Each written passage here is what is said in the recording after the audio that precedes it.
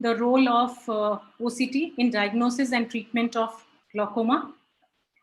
So as we know, the glaucoma is a neurodegenerative disease, and which has several risk factors of raised IOP with raised CD ratio, increasing age, family history, and all leads to the apoptotic process and finally ganglion cell death and axonal loss. So 40% of the ganglion cell death occurs before there is some structural changes in the optic nerve head.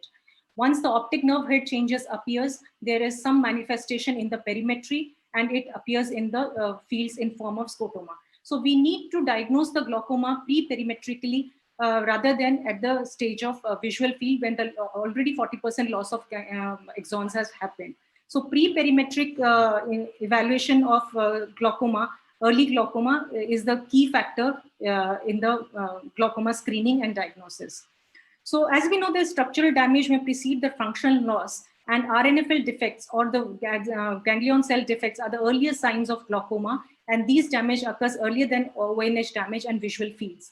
OCT as a technology and a machine is important for the RNFL measurement. It is a real-time, immediate, objective and quantitative assessment of RNFL, detects the focal NFL defects and localized regions of NFL attenuation.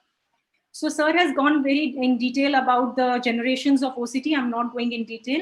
I'll be directly going to spectral OCT. We'll be discussing about the spectral OCT. Commercially available are Zeiss, Cirrus HD, Heidelberg Spectralis, Optavia and Topcon. So we'll be discussing about Cirrus HD and Spectralis. So spectral domain OCT, the main advantage in the diagnosis of glaucoma is increased axial resolution, faster scanning speed, 3D image acquisition, reproducible images, advanced segmentation, and improved progression detection. So type of scans in Cirrus HD OCT are three types of scans: optic nerve head scan, RNFL analysis, and macular ganglion cell analysis.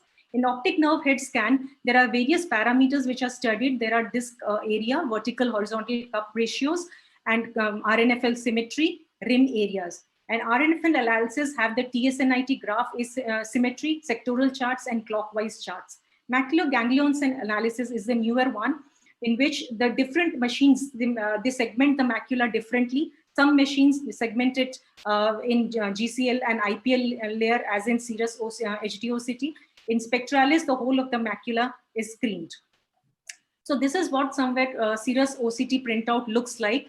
This is the first topmost area is the patient details, which is very important, where you have to enter the patient's age correctly. Otherwise, inappropriate age will lead to comparison with the wrong normative data for the same age. Second is the image quality, 0 to 10 is the normal, somewhere more than 6 is acceptable. So I'll be going in detail about each zones. So the key parameters which are studied, analyzed in Cirrus HD OCT is average thickness, RNFL symmetry, rim area,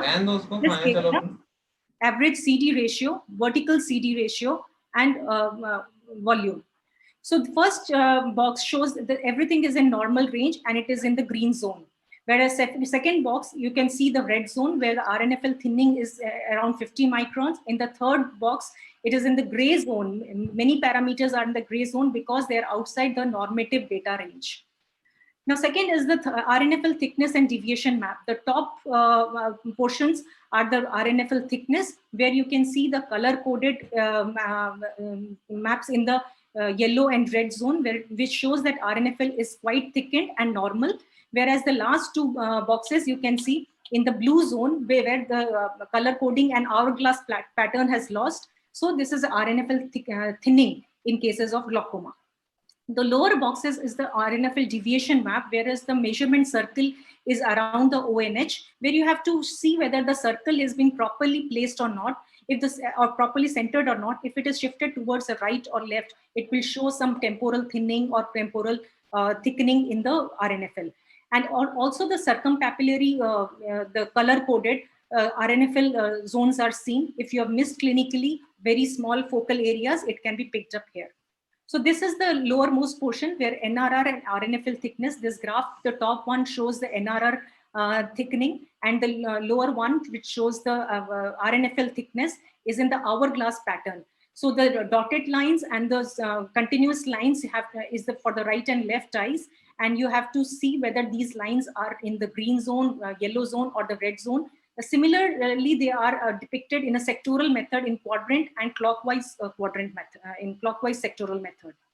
So these are the B-scan images just to know whether there is demarcation lines are properly placed and segmentation lines are there, are correct or not.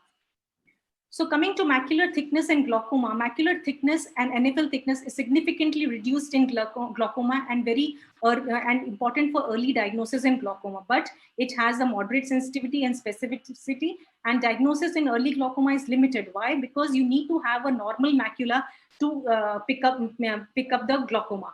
If the patient has diabetic retinopathy or some edema or macular degenerations, in those cases, if these values have no, it's limited. So this is the macular analysis. The first scan shows the macular analysis of serous HD OCT, where in the upper case, you can see the GCL and IPL thickness map. The middle one shows the deviation map and the sectoral thickness of ganglion cell thickness sector wise. And in the right side, we have a spectralis macular analysis, which is in the grid pattern, in which whole of the macula is screened. The upper and lower portion of the macular thickness is compared, and each of the grid is also compared, and it is depicted in a grayscale zone.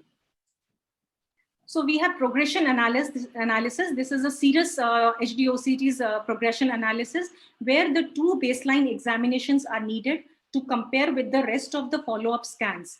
And you have a parametric table given, which is done for analysis. And the color coding is given at the end to know whether there is some kind of progression or not. This progression analysis in serous HD-OCT is capable of giving both event and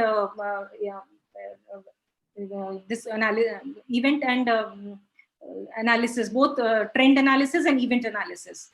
Whereas in GPO Spectralis, it gives only event analysis, and you need only one baseline scan, and it is compared to the pointwise with the next all the follow-up scans. So you have a macular analysis and you have an NFL analysis. Subsequently, you have to just compare with the next scan, baseline scan, how much decrease in the macular thickness is there or how much decrease in the NFL thickness is there.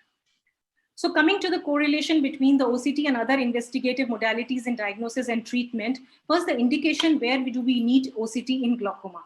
So basically in early glaucoma, suspect cases, family history of glaucoma, ocular hypertensives.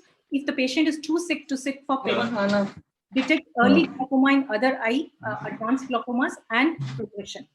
So this is the first case of IOP in the right eye is 26, left eye is 30. Left with the right eye is 0.6 cup disc ratio and weak cups. Left eye is 0.6 cup disc ratio with superior thinning. So this is a spectralis scan of the right eye showing the normal RNFL. Whereas in the left eye, you can see the RNFL thinning, superior focal RNFL thinning is also there, and the macular scan also shows the grayscale, some kind of scotomas.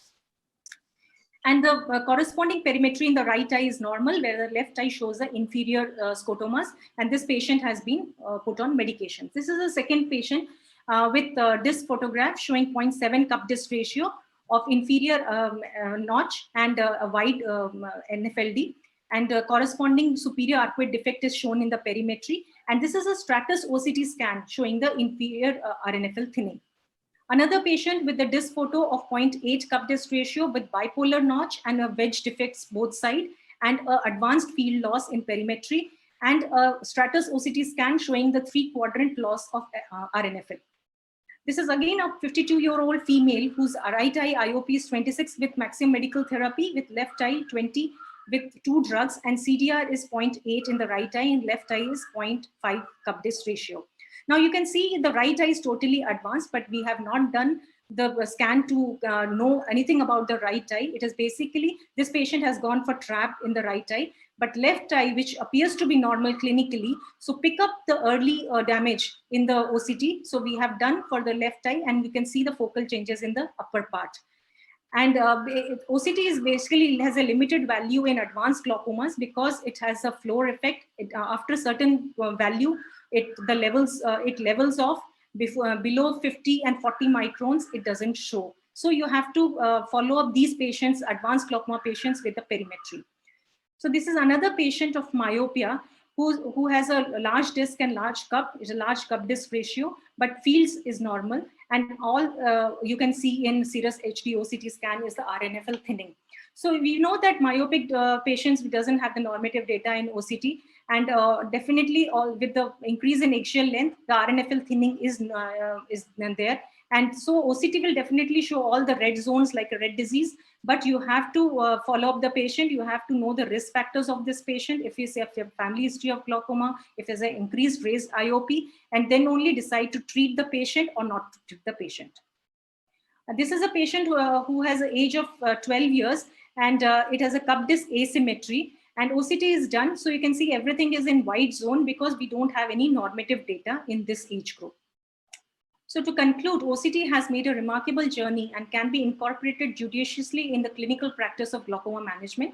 If combined with comprehensive eye examination and careful glaucoma assessment, technology use may even be more valuable. Thank you.